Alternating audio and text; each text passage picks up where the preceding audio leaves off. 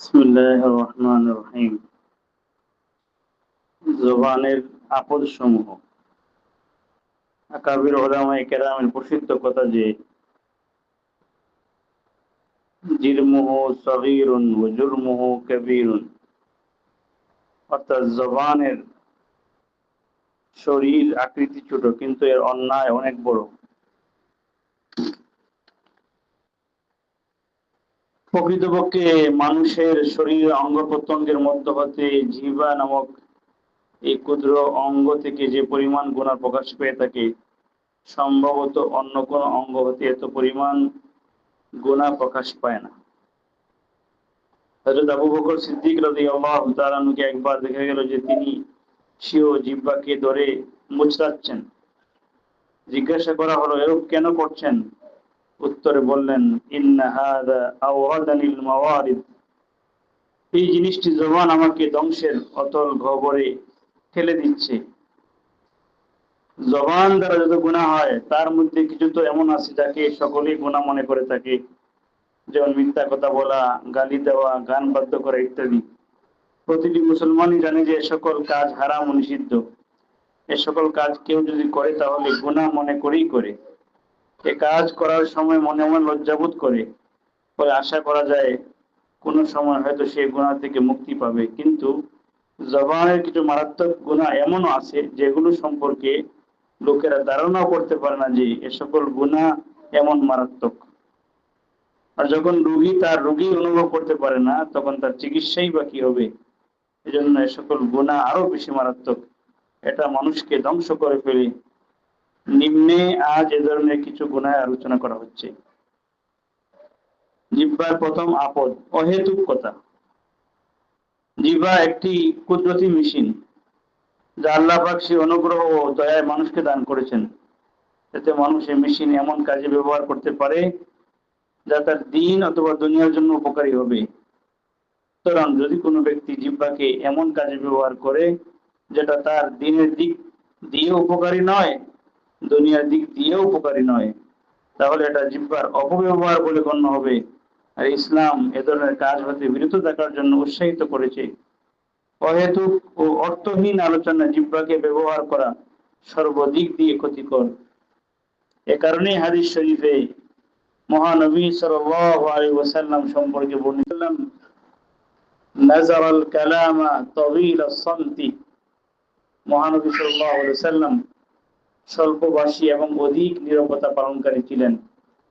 ইমাম আজম আবু হানিফা রাহমাতুল্লাহ আলাইহি সম্পর্কে কিতাবে আছে যে তিনি তার আংটিতে একথা খোদাই করিয়েছিলেন, উলিল খায়রা ওয়া ইল্লা ফাসমুত, ভালো কথা বলো অন্যথায় চুপ থাকো।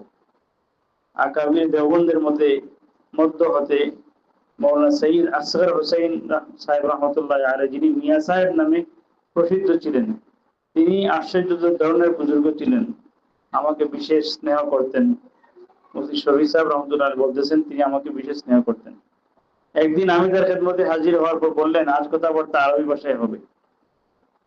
যেহেতু এর পূর্বে কোনোদিন তিনি এ ধরনের প্রস্তাব করেননি, তাই আমি একটু আশ্চর্যান্বিত হলাম। তিনি বুঝতে পেরে নিজেই এর কারণ বর্ণনা করলেন। তিনি বললেন, যেহেতু তুমিও সাবলীল ভাবে আরবি বলে অভ্যস্ত নও এবং আমিও নই, কাজেই এতে কথা কম বলা হবে। অতঃপর বললেন, আমাদের দৃষ্টান্ত এই মুসাফিরের ন্যায় যার টাকায় ভরা তরি পায় শেষ। আমাদের দৃষ্টান্ত এই মুসাফিরের ন্যায় যার টাকায় ভরা তরি পায় শেষ। এই অবস্থায় মুসাফির ব্যক্তি এক একটি টাকা খুবই হিসাব করে খরচ করে থাকে। কাজে আমাদেরও উচিত জীবনের প্রতিটি মুহূর্তকে খুবই হিসাব করে খরচ করা। জিহ্বার দ্বিতীয় আপদ, অহেতুক বিতর্ক। অহেতুক বিতর্কে লিপ্ত হওয়াটা যদি অহেতুক কথাবার্তার একটি প্রকার, কিন্তু অহেতুক বিতর্কে সাধারণ মানুষের তুলনায় শিক্ষিত লোকেরাই বেশি লিপ্ত হয়ে থাকে। অহেতুক তর্ক বিতর্ক বলা হয় এমন তর্ক বিতর্ককে যাতে দুনিয়া বা দিনের কোনো ফায়দা নেই। আর যে বিতর্ক সত্যকে সত্য প্রমাণিত করার জন্য হয় তাকে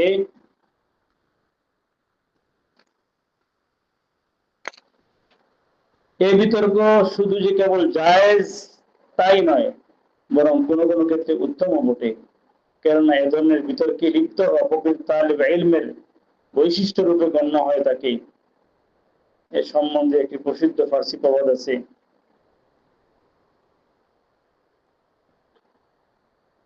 যে ছাত্র উস্তাদকে কোনো প্রশ্ন করে না, একেবারে চুপচাপ বসে থাকে, এবং যে মুরিদ পীর সাহেবের কথার উপর প্রশ্ন করে, এদের কেউ সফল হবে না। কাজেই উভয়ের উচিত বসতি ছেড়ে বনে জঙ্গলে চারণভূমিতে চলে যাওয়া এবং রাখালের কাজ করা। আমি এখানে ওই বিতর্কের কথা বলছি যা অনর্থক। একবার হযরত নিজামুদ্দিন আউলিয়া রহমতুল্লাহ আলাইহির নিকট সুদূর বলক থেকে দুজন আলেম আসলেন। উভয় যখন হাউজের নিকট ওযু করতে বসলেন, তখন এই বিতর্কে লিপ্ত হলেন যে এই হাউসটি বড় না বলকের অমুক হাউস বড়। উভয় নিজ নিজ বক্তব্যের সমর্থনে দলিলাদি পেশ করতে শুরু করলেন।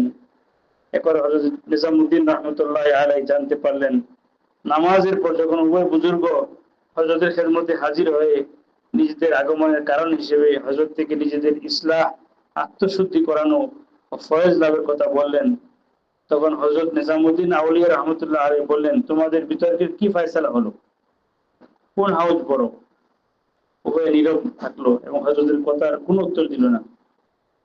তখন হযরত নিজামুদ্দিন আউলিয়া রহমতুল্লাহ আলাইহি বললেন, তোমাদের আধ্যাত্মিক রূপ অহেতুক বিতর্কে লিপ্ত হওয়ার চিকিৎসা হলো, তোমরা প্রথমে উভয় হাউজের দিল্লি ও বলকের পরিমাপ করে নিজেদের বিতর্কের ফয়সালা করো, অথবা অন্য কথা। আজকাল সাধারণ মানুষের মধ্যেও এরূপ প্রকট হয়ে দেখা দিয়েছে। দিন ধর্মের অতীব প্রয়োজনীয় বিষয় সম্পর্কে তো কোনোই ধারণা নেই, কিন্তু অহেতুক বিতর্কে লিপ্ত হয়ে পড়ে। আমাকে যখন কেউ কোনো অহেতুক অনিরর্থক প্রশ্ন করে, আমি তার উত্তরে এই হাদিস লিখে দেই, মিন হুসনি ইসলামিল মারই তারকুহু মা লা ইয়ানিহি। মানুষের ইসলামের সৌন্দর্য এই যে সে অনর্থক কথাবার্তা ত্যাগ করবে। জিহ্বার তৃতীয় আপদ ঝগড়া বিবাদ। যে সকল বিতর্ক জায়েজ এবং উপকারী, সেগুলোর ক্ষেত্রে একটি বড় বিপদ হলো ঝগড়া বিবাদের ভূমিকা অবতীর্ণ হওয়া। আজকাল এই বিভেদই এত ব্যাপক আকার ধারণ করেছে যে উচ্চ পর্যায়ে ইলমি এবং উপকারী বিতর্কের মধ্যেও এক পক্ষ অপর পক্ষকে হেয় প্রতিপন্ন করার মানুষে বিদ্রুপাত্মক বিশেষণ দ্বারা আখ্যায়িত করতে না পারলে এটাকে বিতর্কই মনে করা হয় না। আরো আশ্চর্যের ব্যাপার হলো, এই উদ্দেশ্যে বিভিন্ন প্রকারের বজ্র গালিও প্রণয়ন করা হয়েছে। আর এ ধরনের মুখ্যম গালি প্রয়োগ করতে পারাটাকে বড় যোগ্যতা ও শিল্প মনে করা হয়। অথচ ইমাম মালিক রহমতুল্লাহ আলাইহি বলেন, আল মিরাউ ফিল ইলমি ইয়াযহাবু বিনূরিল ঈমান। ইলমের ব্যাপারে ঝগড়ায় লিপ্ত হওয়া ঈমানের নূরকে ধ্বংস করে দেয়।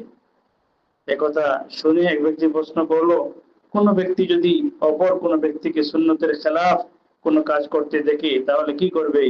ইমাম মালিক রহমতুল্লাহ আলাইহি উত্তর দিলেন, নম্রভাবে তাকে বুঝিয়ে দিবে, ঝগড়া করবে না।